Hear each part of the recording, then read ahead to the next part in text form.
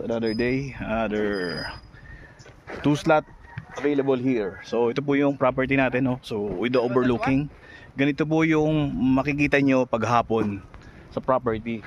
So napaka ganda and Benny Banayad po ng ano. Yung property naman po yung mga buyer po natin na gusto na medyo overlooking po yung property natin. So dito po yung muhon niya na. So yung property po natin dito 735 square meter. So yan po, yan po yung property. Ito po yung karsada natin na lalagyan natin ng black cinder. And actually nandiyan na po yung ating dalawang truck na malaki na cinder at tinintay na lang po natin bukas ang operator ng bako. So ito po yung may pre-kubo. Yan, with pre-kubo po siya. 735 square meter, 1.8 po per square meter. So ito po yan. Ang frontage po nito 18 meters po ang frontage.